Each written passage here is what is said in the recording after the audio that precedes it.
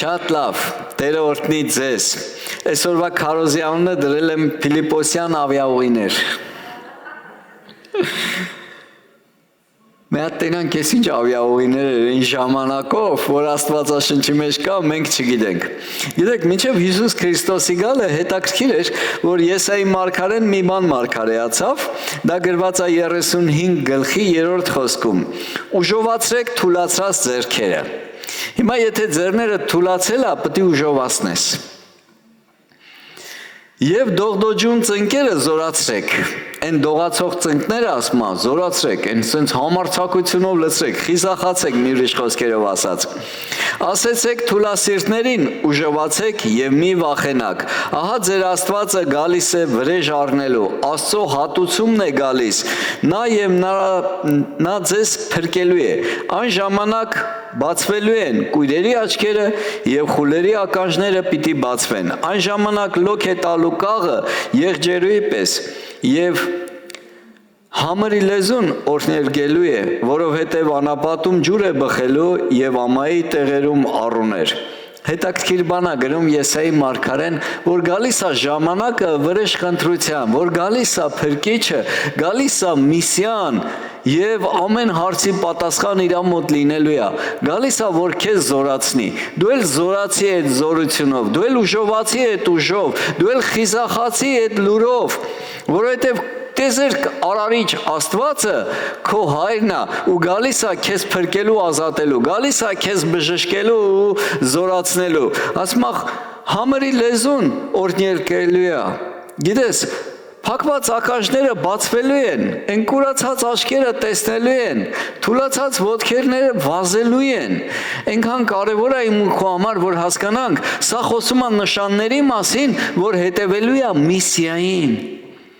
Երբ որ այս բաները տեսնեք, ուրեմն հասկացեք, որ դա միսիան է։ Գիտես, մի մարդ կար, անունը Հովանես։ Ինքը ջրով էր մկրտում, ազգանունը մկրտիչ չէր, բայց մենք ասում ենք Հովանես մկրտիչ։ Ինքը մկրտում էր մարդկանց, ու այս Հովանեսը, երբ որ ջրով մկրտում էր, տեսավ Հիսուսին գալուց։ Ու Աստված իրան ասել էր, երբ որ տեսնես աղավնին մեկի վրա իջնում, ուրեմն նա է միսիան։ Ու տեսավ ոնց աղավնին իջնում Հիսուսի վրա։ Ու ինքը վկայեց, ասեց, գիտեք, ումը սպասում եք, Եսայի մարգարեությունը իրականանում է այսօր մեր աչքերի առաջ։ Սա է միսիան, Աստծո գառը, որ եկել է վերցնելու աշխարհի մեղքերը։ Ու մեկ էլ երկինքը բացվեց, երկնքից Հայր Աստվածը խոսեց ձայնով։ Սա է իմ հավանած որդին, նրան հետևեցեք։ Հովանեսը լսեց երկնքից ձայնը։ Այնինչ որ հոգին իրան ասել էր, աղավնու տեսքով Սուրբ Հոգին կիջնի, դա էլ իր աչքերով տեսավ։ Ասա իր ականջներով լսեց, իր աչքերով տեսավ, իր շուրթերով դավանեց, պատկերացնում եք։ Ու դրանից հետո մի բան կատարվեց։ Քանի որ ինքը մեկին հանդիմանում էր, այդ մեկ իրան դրեց բանտը ու ինքը մի բան արեց։ Մատթեոս 11:2 Եվ Հովանեսը բանտում Քրիստոսի գործերը լսելով իր աշակերտներից երկուսին ուղարկեց։ Բանտում հասնում էր այդ վկայությունները, միգուցե ինտերնետը լավ էր, միգուցե նորություններով էին ասում, լուրերը տեղ էին հասնում, աշակերտները վերում էին լուրերը տեղ եւ ինքը լսեց ու աշակերտներին ուղարկեց։ Եվ նրան ասեց. դու ես այն, որ գալու էիր, թե ուրիշին սպասենք։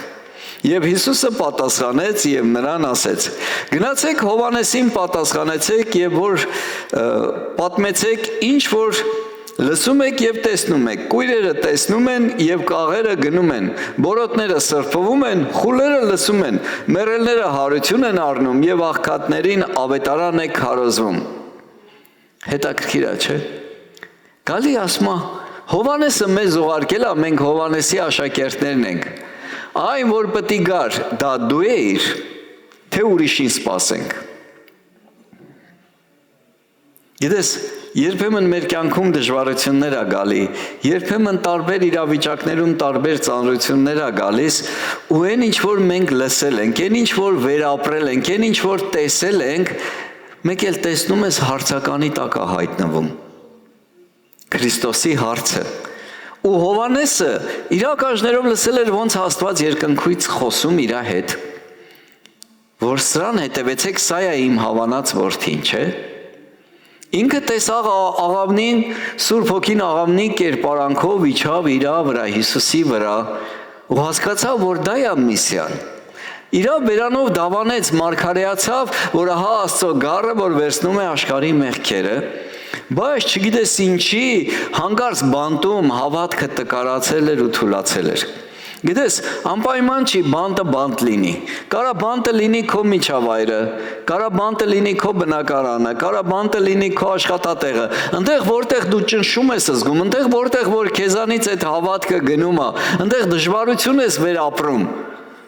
այնտեղ որտեղ որ դու գտնվում ես, ասենք բանտում, ոչ մեկ չկա, Տիրոջ հոգին ու դու ես, դու պետք է քո վրա աշխատես, որ զորանաս, դու քո հավատքը պետք է կերակրես, հավատքը գալիս է լսելուց, լսելը ինչից, Աստծո խոսքից, այսինքն եթե ամբողջ շաբաթ ոչ մի բան չանես, դե բնականաբար հավատքդ պակասելու է,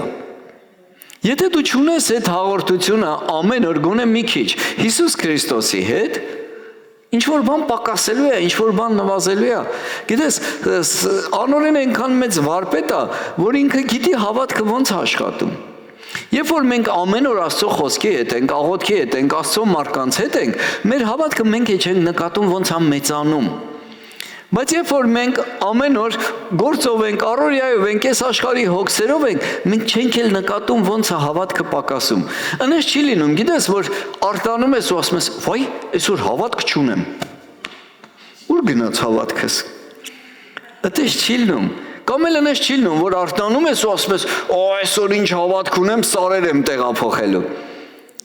հավատքը գալիս է լսելուց, լսել Աստծո խոսքից, դու պետք է աշխատես քո վրա, քո հավատքի վրա, որ նամրոտ չնստես, ուրախ լինես, հույս ունենաս վաղվա կյանքի համար, ամեն, Տիրոջ խոսքը մեզ հույս է տալի, ժողովուրդ, էլ դրանից ավելի շատ ինչ ենք ուզում, հիմա Հիսուսն եկել է ու Հովհաննեսին լուր է ուղարկում, չի ասում գնաս ես եմ, տղա ջան, դու մարգարեացար, Աստծո ձայնը երկնքից լսեցիր, չէ, ես էի մարգարեուց տեղ ասում, ասում գնացեք, պատմեք, ինչ որ լսում եք, ինչ որ տեսնում եք, գնացեք, գործերի մասին պատմեք, ու Հովհաննեսը հասկանա, որ ես եմ, հետո ասում եղեկը մի քիչ քամիներից տատանվեց, էլի, մի քիչ հավատքը իրար եկավ, դժվարացավ բանտում, 6-րդ խոսքը, որի վրա ուզում եմ շեշտադրում անեմ, երանելի է նա, որ ինձ վրա չի գայթակղվի, երանելի է նա, որ ինձ վրա չի գայթակղվի, սա ասում է Հիսուսը, երանի են մարդուն, ով որ կհավատա ինձ, ով որ կհետևի ինձ, ով որ իմ ասած խոսքերը գետինը չի գցի, երանի այն մարդուն, որ չի հիասթափվի ինձանից, երանի այն մարդուն, որ չի կշտանա ինձանից, երանի այն մարդուն, որ չի հագենա ինձանից, գիտես, դու հասկանում ես, որ այս օվկիանոսները հետազոտված չեն, ու այս տեխնոլոգիայի դարում դեռ հետազոտված չեն, անգամ մարդը հետազոտված չի, գիտես, լինում առիթներ գնում ես բժիշկների տենում ես ինչ տեխնիկաներ ունեն, մարդուն կարան դրսից նկարեն, ներսը տեսնեն, ինչ այսօր ասես, ինչ էր ասես կա այսօր, բայց միևնույնն է մարդը հետազոտված չի, մեկ է մտածում եմ, ասում եմ, ինչ լավ է Հիսուսը կար, բայց այն ժամանակ մարդկանց ով էր օգնում, ասենք կույրաղիքը ցավում է, ասենք միգրենա, ոնց էր լինում այդ հարցերը, գիտես, իրականից հավատքը ունի մեծ զորություն, ու Աստված էլ այդ հավատքի միջոցով քեզ օգնում է, դու պետք է այդ հավատքը օգտագործես իօգուտ քեզ, որ Աստված օգտագործի այդ ամեն ինչը քեզ, եթե Աստված չի օգտագործում քո հավատքը, անօրենն է քո հավատքը օգտագործում, գիտես ինչի միջոցով, վախի, նրա համար դու լցվի հավատքով, դու լցվի այդ Աստծո հույսով, Քրիստոսի վկայությունով, որ կարողանաս ուրիշներին օգնես, ամեն, Մատթեոս 11, Եվ իր 12 աշակերտներին իր մոտ կանչեց և նրանց իշխանություն տվավ պիղծ ոգիների վրա, որ նրանց հանեն և ամեն ցավ և ամեն հիվանդություն բժշկեն։ Հետաքրքիր է, Հիսուսը շատ աշակերտներ ուներ։ Կային նաև 70-ը, չէ՞։ Մենք հետո լսում ենք 500-ը, բայց 12-ին կանչեց, իշխանություն տվեց։ Սրանք որպես ծառայողներ էին։ Գիտես, ասում եմ գնացեք հիվանդներին բժշկեք, հա, դևերին հանեք։ Եվ 12-ին ուղարկեց Հիսուսը, նրանց պատվեր տվեց եւ ասեց. հեթանոսների ճանապարհը չգնաք եւ սամարացիների քաղաքը մի մտեք։ Հետաքրքիր է, տշնամիների մոտ չուղարկեց, հեթանոսների մոտ չուղարկեց, ասեց հələ դրան պատրաստ չեք, դրա ժամանակը կգա։ Բայց ավելի գնացեք Իսրայելի տան կորած ոչխարների մոտ։ Եվ երբ որ կգնաք, քարոզեցեք եւ ասեք, թե երկնքի արքայությունը մոտեցել է։ Անգամ սովորացրեց ինչ պետք է քարոզեն, դե քանի էլ որ չէր խաչվել։ Հիսուսն եկել է, երկնքի արքայությունը մոտեցել է, Աստված շատ ավելի մոտ է, քան դուք պատկերացնում եք, մի ուրիշ խոսքերով ասած։ Ինքան կարևոր է, որ մենք սա հասկանանք, որ Աստված մեզ ուղարկում է, որ մենք մարդկանց համար աղոթենք, մարդկանց օգնենք, ծառայենք այս պարգևներով, բայց գիտեք, խի պարգևները չի գործում, որովհետև չեն գնում։ Երբ որ գնանք, Աստված իր խոսքի հետևը կանգնած է, կտեսնենք։ Ես հիշում եմ, որ ապաշխարել էի, մի կոշիկի ցեղ կար, հայի ցեղ էր, ես այնտեղ աշխատում էի, ու այդ հայի ոտը ուռել էր, ուռուցք էր, ու ինքը պետքա գնար վիրահատվելու, ու ասեցի, ուզում ես մի հատ աղոթեմ քո համար։ Նոր ապաշխարած մարդ, ոչ այսքան բան գիտեմ, ոչ, ասեց աղոթի։ Աղոթեցի, ձեռս դրեցի իր ոտի վրա, աղոթեցի, ու այդ մարդը մի քանի ժամ հետո տենմա ուռուցքը անհետացել է։ Ու հայերի խաբար անում, ընկերներից խաբար անում, ասում մի հատ գարեմ առը, մեհերին ասեք թող գա, բանեմ, ոնց որ մաղարի չեմ անում, ուզում եմ ոնց որ պետք է գնայի վիրահատելու, դանակից պրծա, հիմա ուզում եմ քեֆ անենք։ Ես էլ այս խոսքը հիշեցի, հիվանդներին բժշկեք, բորոտներին սրբեք, մեռելներին հարց անեք, դևերին հանեցեք, ձերի առել եք, ձերի տվեք։ Ես մտածեցի, որ գնամ այս մարդու խաշլամայից ուտեմ, էլ ձերի չի լինի։ Ասի չէ տղեկին դու գնացեք, ես չեմ գալիս։ Ձերի առել եք, ձերի տվեք, հա։ Այտենց էի մտածում, այտենց ասեցի։ Այնքան ուժեղ տեղ է, ձերի առել եք, ձերի տվեք։ Այսինքն այդ քեզ տրված է, դա քոնը չի, դա քո սեփականությունը չի, դա տրված է ծառայելու մարդկանց։ Ձերի առել ես, ձերի տվեք։ Քրիստոսն ասում է, ձերի առել եք, ձերի տվեք։ Ինչ է պետք մեզ ձերի առնելու համար։ Աղոթել մարդկանց համար, սրտացավ լինել, սիրել մարդկանց, ու Աստված իր հրաշքը կանի։ Գիտես, կա նաև մյուս կողմը։ Մի օր լսեցինք ինչ որ մեկը աղոթել էր ու մարդկանցից փող էր վերցրել ու մարդիկ հարցրել էին իրան, ինչի ես դա անում, ասել էր, տղես տուն առը, շատ փող է պետք։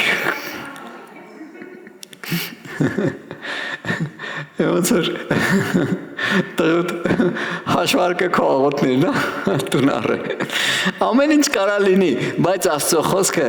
պատվիրում է մեզ։ Ձերի առել եք, ձերի տվեք, հա։ Դա ձեզ փողով չի տրվել։ Մի հատ մոգ կար, մի քիչ վերև որ կարդանք, այդ մոգը հրաշքներ էր անում, ասում է, անես թե ոնց որ թե ինքը մի բան էր։ Ու այդ մոգը երբ որ տեսավ մարդկանց վրա ձեռ են դնում ու Սուրբ Հոգով լցվում են, եկավ փող տվեց, առաքյալներին ասեց, ինձ էլ տվեք այդ պարգևը, ում վրա ձեռ դնեմ, բանով Սուրբ Հոգով լցվի։ Ասես դու դառը մաղձի մարդ ես երևում, քո փողը քո հետ կորի, դու դժոխքի արժան ես մի ուրիշ խոսքերով ասած, որ մտածեցիր Աստծո պարգևը կարելի է փողով առնել։ Գիտես, երբեմն կան մարդիկ իրանք տենց են, էլի ուզում են մի քիչ Երևան, էլի, նաև էցև չի լինում, չի գործում, դա դժվար է, դառը մաղձի ապրանք ես դառնում, էլի, սատանայի գործիք ես դառնում։ Դրա համար ունենք Աստծո խոսք, որ Աստծո խոսքով ենք շարժում, ինչի համար ենք ամեն շաբաթ հավաքվում, իր ներկայության մեջ, իր այն սիրող կրակի մեջ, իր ընտանիքի մեջ, իր քաղցրության մեջ, որպեսզի հասկանանք իր կամքը ոնց վարվենք, որ իրան հաճեցնենք։ Ամեն։ Ու տենց մեկն էլ Փիլիպոսն էր, որ արդեն հասկացել էր ով Աստված, հասկացել էր ում է հավատացել, հասկացել էր ինչ պետք է անի։ Երևի մյուս անգամ մի ուրիշ առիթով կասեմ, ինչի սկսեց հալածանք Երուսաղեմում ու սկսեցին մարդիկ աչուձախ գնալ ու ավետարան էին քարոզում, որովհետև դա ունեին, դա էին տալի մարդկանց։ Ու եկեք նայենք Գործք Առաքելոց 8:12-ը։ Բայց երբ որ հավատացին Փիլիպոսին, որ ավետարանում էր Աստծո արքայության եւ Հիսուս Քրիստոսի անունի բաները, ամենքն էլ մկրտվում էին թե մարդիկ եւ թե կանայք։ Այս Փիլիպոսը շատ կրակոտ եղբայր էր, շատ էր սիրում Հիսուսին, որտեղ նստում էր Հիսուսի մասին էր խոսում։ Պատկերացնում ես։ Մի հատ հարց տամ։ Մենակ անկեղծ պատասխանի։ Երբ որ տանդ հոսանքը մի բան ա լինում, ում ես հիշում այդ պահին։ Էլեկտրիկին, չէ՞, քո ծանոթ էլեկտրիկին, եթե ծանոթ չկա, գոնե հայտարարությունով էլեկտրիկ փնտրես, չէ՞։ Հիմա եթե քո մեքենայի հետ ինչ որ անսարքություն է, ում ես հիշում։ Համլետին։ Մեքենայի հետ կապված այն մարդուն, ով որ մեքենայի հետ գործ ունի, ճիշտ է։ Այտենց է թե տես չի, այտենց է, չէ։ Հիմա որ Աստծուն պետքա մեկին ավետարան քարոզի, ում պիտի հիշի։ Այն մարդուն, ով որ ավետարանա, չէ, քարոզում։ Թե այն մարդուն, ով որ առավոտից իրիկուն մենակ քնած է։ Չէ, ով որ ավետարան է քարոզում։ Հիմա այս Փիլիպոսը ավետարան էր քարոզում։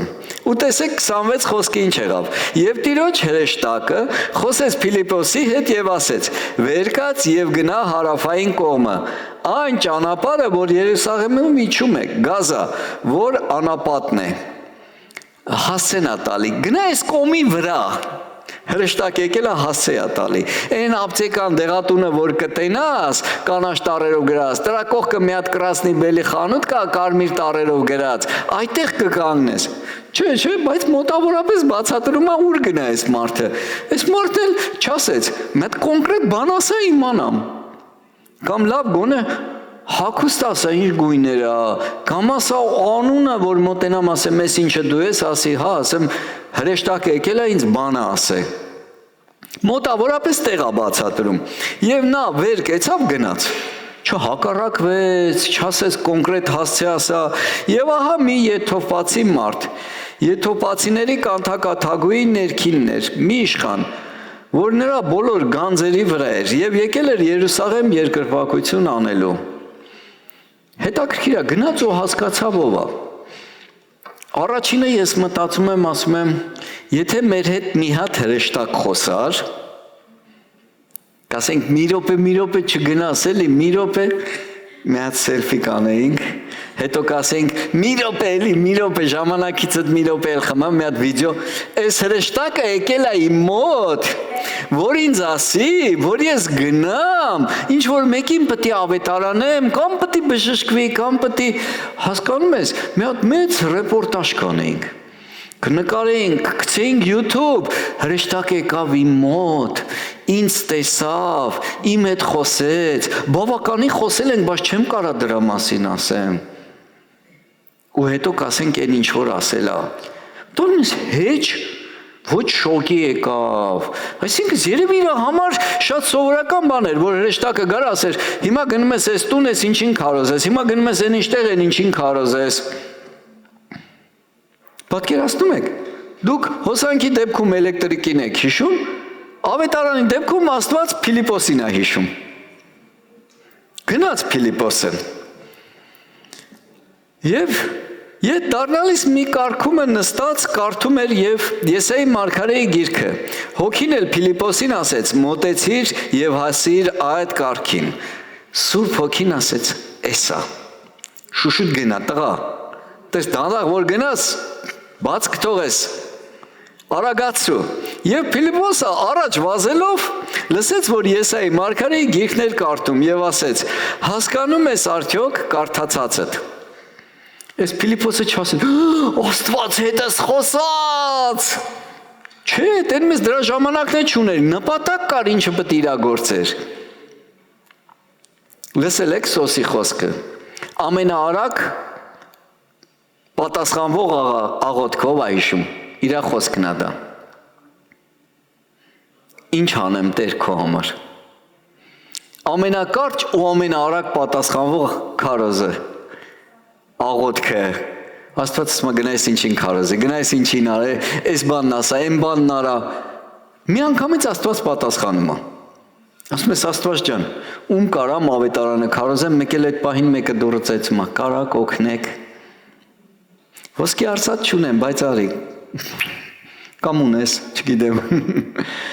Մի անգամից Աստված ցույց է տալի ում պետք է ավետարանես։ Մի անգամից Աստված ցույց է տալիս մարդու կարիքները ինչի համար կարաս աղոթես կամ հոգաս իր կարիքները։ Գիտես, այնքան կարևոր է այս պահը։ Ասում է, որ կարդում ես, հասկանում ես ինչ ես կարդում։ Մի հատ իմ կյանքից պատմություն կարդամ, պատմեմ, հիշեցի։ Երբ որ մենք տանը որոշեցինք Աստծուն փնտրենք, ես էի մորքուրիս տղեներ, ընկերս էր, ընկերոջս մեծ աղբերներ, ասենք լավ կյանքի իմաստը որն է, ու սկսեցինք տուն աղոթել։ Երբ որ աղոթեցինք, իմ ընկերը այդ գիշեր երազ տեսա, որ Քրիստոսը խաչի վրա է, մենք էլ բոլորս ծնկաչոք իր առաջ աղոթում ենք, բայց բոլորս ոտից գլուխ սև էինք հագնված։ Ու որ արթնացավ պատմեց այդ երազը, ես այնքան բարկացա, որովհետև ասի այդ սևը մեղքի նշան է։ Միանգամից մեկնությունը հասկացա, ասի քանի որ սև էինք հագնված, ուրեմն մեղքի մեջ էինք։ Բայց էլ ոչ խմում ենք, դե ես ծխող չեմ եղել, ոչ հայոյում ենք, ոչ դես, ոչ դեն, ինչի ենք սև հագած, այնց վիրավորվեցի մի տեսակ Աստծուց, նեղացա Աստծուց, որ մենք սև էինք հագնված, ու այդ ժամանակ, երբ որ Աստծուն փնտրում ես, Աստվածը Փիլիպոսների տեղը գիտի, ու մորքուրիս տղեն դուռը բացում է, որ տնից դուրս գա, հենց մեր դռան շեմին, դռան դեմը, մեկը նստած Աստվածաշունչ է կարդում։ Ու այս պատմությունը ոնց որ ելնի, մորքուրիս տղեն ասում է, ինչ ես կարդում, ասում է, Աստվածաշունչ եմ կարդում, ասում է, իսկ հասկանում ես ինչ ես կարդում, ասում է, դե որտեղ չեմ հասկանում, գնում եմ Դոմ կուլտուրի մաշինաստրայից, այնտեղ բացատրում են, հասկանում եմ, կիրակի օրերը, ժամը 11-ին, էլ Աստված ոնց խոսա մեր հետ, ինձ եք փնտրում, երազով ցույց տվեցի, հեսա մի հատ էլ ես բոմժին ուղարկեմ ձեր դռան դեմը թող գիրք կարդա, նույն պատմությունն էր, ներքինը գիրք էր կարդում, Փիլիպոս ասում է հասկանում ես ինչ ես կարդում, ասում է դե որ մեկը չառաջնորդի ոնց հասկանամ, որ մեկը չբացատրի ոնց հասկանամ, հիմա ինչքան մարդ կա,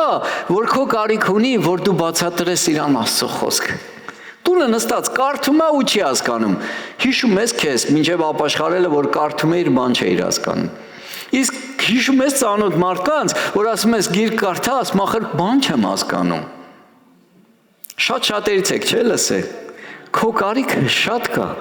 Այնքան այտենց մարդիկ կան, դու այդ Փիլիպոսի դերում ես հայտնվել, դու բան ունես անելու, և նա էլ ասեց, ինչպես կկարողանամ, եթե մեկը չառաջնորդի ինձ, և Փիլիպոս աղոչեց, որ վեր ելնի նստի նրա հետ, և գրքի պարունակությունը, որ կարդում էր, այս էր, ինչպես ոչխար տարվեցավ մորթվելու, և ինչպես գար իր խուզողների առաջ լուր կեցավ, այնպես չէր բանում իր բերանը, Նրա խոնարհությունովը, նրա դատաստանը վեր առնվեցավ, նրա ցեղը ով պիտի պատմե, որովհետև նրա կյանքը երկրիցս վեր առնվեցավ։ Եվ ներքինին պատասխանեց Փիլիպոսին և ասեց. Աղաչում եմ քեզ, մարգարեն, սա ում համար է ասում, իրան համար, թե ուրիշի համար։ Վсё։ Էները հարցը տվեց։ Փիլիպոսին էլ էդ էր պետք։ Ես ում համար է խոսում, կարդում էր հենց Հիսուս Քրիստոսի մասին մարգարեության գրքերից։ Փիլիպոսն էլ իր բերանը բացավ և ասեց, գրքերը սկսած Հիսուսին ավետարանեց նրան։ Ու գիտես, քեզ էլ միգուցե շատ բան պետք չի։ Ուղղակի պատմես մարդկանց ինչ արեց Քրիստոսը քո կյանքում։ Ուղղակի պատմես մարդկանց ոնց հանդիպեցիր դու Աստծուն։ Դա շատ ուժեղ է, գիտես։ Մենք հաղթում ենք անօրենին վկայության խոսքով։ 30 խոսքը, 36-րդ խոսքը։ Երբ որ ճանապարհումը գնում էին, եկան ջրի մոտ, եւ ներքինին ասեց. «Ահա ջուրը, ինչ է արգելում ինձ, որ մկրտվեմ»։ Արդեն հասցրել էր ջրի մկրտությունով, երևի ծննդոց գրքով, սաղ պատմել էր Քրիստոսի կյանքի պատմությունը եւ երևի հայտնության գրքով եկել էր, հա, հələ հայտնության գիրքը չէր գրվել։ Ամեն բան ասել էր։ Հենց ջուրը տենում է, միանգամից էս մարդու հավատքը մենք տեսնում ենք։ Ասում է, այս ջուրը, էս էլ դու ի՞նչն է խանգարում, որ ես մկրտվեմ։ Ես ասում եմ, եթե Պետրոսը լներ, Պետրոսը չէր գնա այս մարդու մոտ։ Պետրոսը առավել ևս չէր մկրտի։ Եվ 37-րդ խոսքը, եւ նրան ասեց Փիլիպոսը, եթե բոլոր սրտով հավատում ես կարելի է, եւ նա պատասխանեց եւ ասեց, հավատում եմ, թե Աստծո որդին է Հիսուս Քրիստոսը։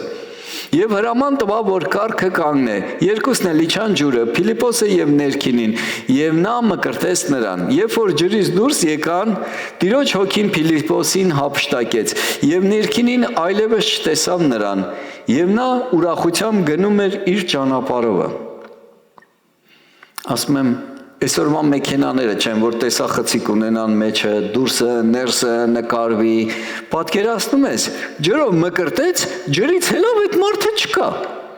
Կարող է մի ժամ էր ճանապարհ գնացել, կարող է 2 ժամ էր ճանապարհ գնացել, կարող է 3 ժամ էր ճանապարհ գնացել, ով գիտի։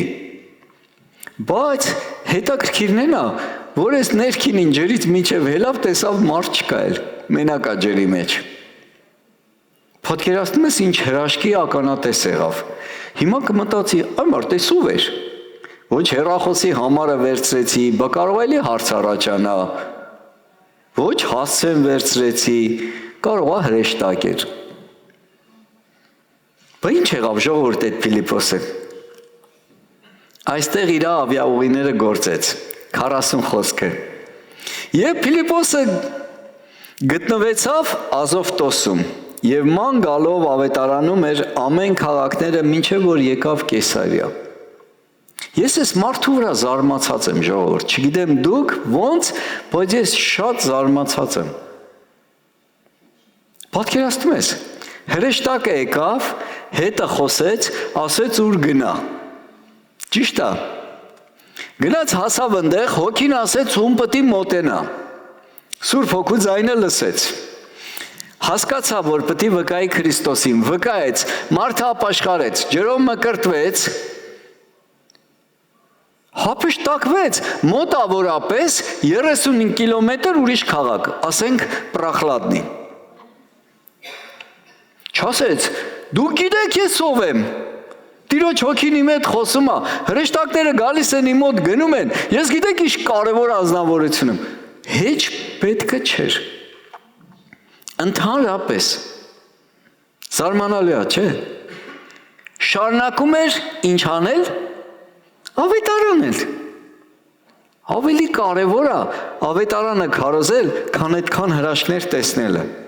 Պատկերացնում ես, անապատում ժողովուրդը լիքը հրաշքներ տեսան, ամեն առավոտ երկնքից հաց էր թափում, ծովերը բացվում էր իրանց առաջ, փակվում էր, ինչ ուզում էին տենում էին, ինչ ուզում էր ելնում էր, բայց միևնույն է չմտան խոստացած երկիր։